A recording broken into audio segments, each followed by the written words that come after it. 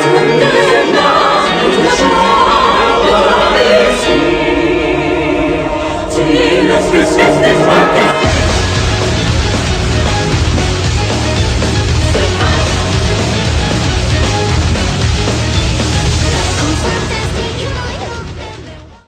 tout le monde, aujourd'hui nous allons parler des pyramides égyptiennes. Des trucs pointus là. L'Antiquité égyptienne débute à la fin du Néolithique. Cependant, il s'agit d'une datation approximative à cause du fait qu'il s'agit d'une lente évolution et du peu de matériaux archéologiques dont on dispose. Une pyramide fait partie d'un complexe funéraire bien plus important. Ce dernier comprend la chaussée processionnelle reliant un temple funéraire à la pyramide, des barques solaires enterrées des 4 côtés de la pyramide, ainsi que des mastabas et des pyramides satellites où la famille du roi ou les nobles étaient enterrés. Lorsque le roi Djoser prit le pouvoir sur l'Égypte, il fonda la troisième dynastie et l'Ancien Empire. Ce dernier s'étend de moins 2630 à moins 2200. Nous parlerons de roi et non de pharaon pour l'Égypte ancienne, car le terme pharaon désigne le lieu de résidence du roi et non le roi en lui-même. Le mec s'appelle On. Et lui dit c'est son phare. Mais c'est le pharaon, comme le pharaon qui est le chef de nous. Quand Djoser prit le pouvoir, il fit déplacer sa capitale de Tis à Memphis.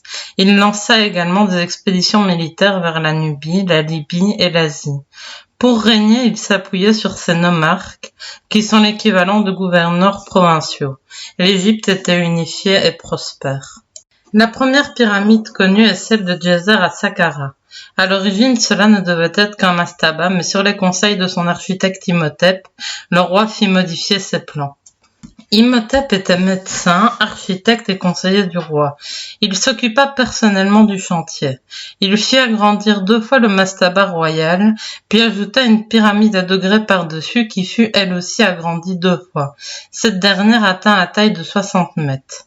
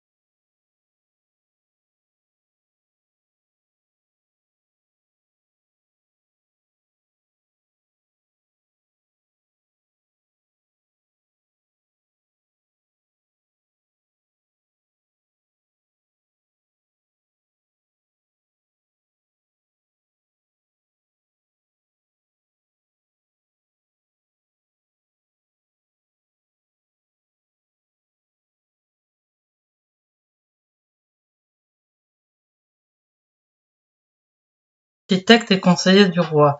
Il s'occupa personnellement du chantier. Il fit agrandir 2 fois le mastaba royal, puis ajouta une pyramide à degrés par-dessus qui fut elle aussi agrandie 2 fois. Cette dernière atteint la taille de 60 mètres. Imhotep était médecin.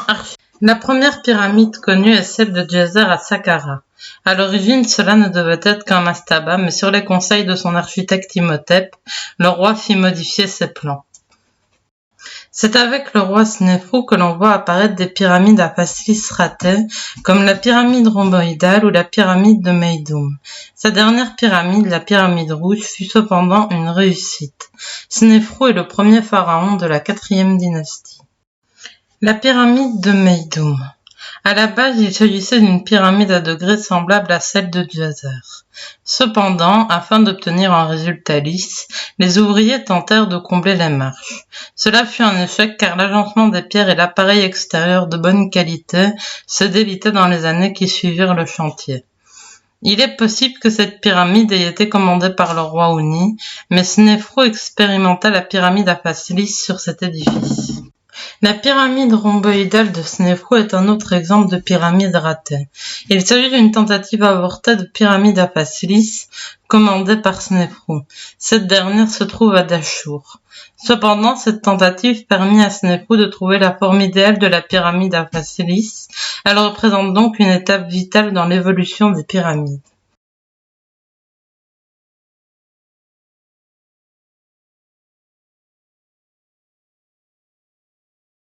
À présent, nous allons parler de la pyramide rouge de Snéfrou. Il s'agit de la première pyramide à face lisse de l'histoire égyptienne. Elle est également la 3e plus importante par sa taille. Sa hauteur initiale était de 109 mètres avec une base carrée de 219 mètres. Son inclinaison est de 43 degrés. Son entrée se situe à 28 mètres de hauteur sur sa face nord. Elle mène à un long couloir de 61 mètres qui aboutit à une antichambre puis à la chambre funéraire. Il ne faut pas oublier que les pyramides font toujours partie d'un complexe funéraire plus important. Dans le cadre de la pyramide rouge, il y avait simplement un temple accolé à sa face est et un mur d'enceinte. Il s'agissait donc d'un complexe funéraire très simple. Sa couleur rouge est issue de la carrière locale, mais le nom pyramide rouge est une appellation récente car elle était recouverte d'un parement en calcaire blanc, comme toutes les autres pyramides. Khéops est le fils de Snéfrou. Il choisit de construire son tombeau à Gizeh, contrairement à ses ancêtres qui avaient porté leur choix sur Saqqara. Il s'agit de la plus grande pyramide à parement lisse avec 146 mètres de haut pour une base carrée de 230 mètres de côté. Il s'agit également d'un complexe funéraire très complet composé de la pyramide, d'un temple haut, des pyramides satellites, d'un long mur d'enceinte et, partant de ce mur, une chaussée menant à un temple bas contre lequel se trouvait un quai. La pyramide de Khéphren est un peu plus petite, elle mesure 136 mètres de haut. C'est la 2e plus grande pyramide d'Égypte. Elle se situe également à Gizeh. Khéphren est le petit-fils de Khéops. Khéphren décida donc de se faire enterrer à côté de son grand-père et orienta sa pyramide dans la même direction. Lorsque Mykérinos monta sur le trône d'Égypte, il décida de se faire construire une pyramide également. Cependant, l'endroit sélectionné et la nature du sol ne lui permit pas de construire une pyramide aussi grande que celle de ses prédécesseurs Khéphren et Khéops. Sa pyramide, plus modeste, ne mesure que 66 mètres de haut. Mykérinos étant décédé avant que sa pyramide ne soit achevée, les travaux furent stoppés immédiatement. Le temps que prenaient les travaux explique pourquoi les pyramides devinrent de plus en plus petites, car le roi pouvait mourir avant l'achèvement de sa sépulture. Une anecdote historique grecque raconte que Mykérinos aurait dû prostituer sa fille pour se payer la construction de sa pyramide. Il s'agit ici de l'apogée des pyramides. On assiste à une normalisation de l'architecture funéraire. Les pyramides royales sont plus petites, en moyenne 78 mètres d'un côté pour 52 mètres de l'autre. Nous sommes sous la 5e dynastie qui débute avec le roi Userka. Ce dernier introduit dans le rituel religieux le culte du soleil au sein du temple solaire. Tous ses successeurs se feront bâtir le même temple solaire. Nous savons peu de choses de son successeur Saouré. En revanche, la pyramide de son successeur, Néferikare à Abouzir, nous a livré une découverte primordiale dans l'archéologie égyptienne. Il s'agit des archives d'Aboussir II, qui sont un ensemble de papyrus décrivant le fonctionnement de la société de l'Ancien Empire, avec des documents comptables, des décrets royaux, etc. Le roi Djekaré-Isesi fit construire la dernière pyramide de type traditionnel ainsi que tout un complexe funéraire à Saqqara. Ensuite, nous aurons des pyramides à texte. Les pyramides à texte furent mises au point par le roi Ounas à la fin de la 5e dynastie. Ces dernières se caractérisent par l'importance des textes décrits à l'intérieur des galeries. En effet, dans les pyramides précédemment évoquées, il n'y avait pas de texte. Cette apparition des hiéroglyphes dans les pyramides s'explique par la perte progressive du pouvoir du roi. Après la 4e et la 5e dynastie avec un pouvoir central fort, la 6e dynastie annonce un déclin du pouvoir du roi au profit des nomarques. L'explication sur les murs explique comment l'âme du roi, être divin parmi les vivants, rejoignait le monde des morts. Ces écritures montrent la toute-puissance du pharaon, car seul être capable de s'y rendre. C'est la prise de pouvoir des nomarques qui mit fin à l'Ancien Empire et par la même occasion la fin des pyramides égyptiennes. Cependant, on verra quelques pyramides durant les 12e et 13e dynasties. Le début du Moyen Empire connaît beaucoup de transformations. Dans un premier temps, le roi interdit l'hérédité de la charge de nomarque. Ensuite, il décide de surveiller de près son clergé ainsi que sa haute administration. Il crée également une armée de métiers, ce qui était nouveau à l'époque. Le rôle du roi évolue également. Il devint un chef d'État plus accessible et non un être divin incarné sur terre. Il passe également moins de temps à s'occuper de son tombeau. Pendant la 12e dynastie, on retrouve des complexes funéraires plus imposants, avec une pyramide au sein de ce dernier. Malheureusement, toutes ces pyramides ont disparu aujourd'hui car elles ont été utilisées comme carrières de pierre par les Romains. Les dernières pyramides d'Égypte furent construites entre la 13e et la 17e dynastie, c'est-à-dire entre -1785 et -1552. Cette période couvre la seconde période intermédiaire, période où le pouvoir s'est démantelé en Égypte au profit des nomarques et une partie du Nouvel Empire. Ce qui est intéressant avec ces pyramides, c'est que peu d'entre elles ont été étudiées. Nous savons qu'elles sont de tailles disparates et que les deux premières, celles de Amenikhéamenou et Khendjer, font environ 53 mètres de haut, alors que les dernières ne font que 10 mètres. Leur emplacement géographique est également très intéressant. On en trouve à Dachour, à Saqqara, à Djehabou el-Naga et à Abydos. C'est d'ailleurs à Abydos qu'on trouve la dernière pyramide égyptienne, celle de Ahmosis Ier qui fonda la 18e dynastie et le Nouvel Empire. L'abandon des pyramides s'explique par 3 raisons. La première est la question religieuse. La forme de la pyramide symbolise l'ascension du roi vers le dieu solaire Ra. Cependant, au début du Nouvel Empire, le culte solaire du dieu Ra est abandonné au profit de celui d'Amon, signifiant celui qui est caché. On peut également parler de l'ordre pratique. Avec le Nouvel Empire vient une nouvelle capitale, Thèbes. Or, Thèbes ne dispose pas de grands plateaux calcaires où faire construire de grands bâtiments. La dernière raison est la distinction physique entre le lieu de culte du roi et son tombeau.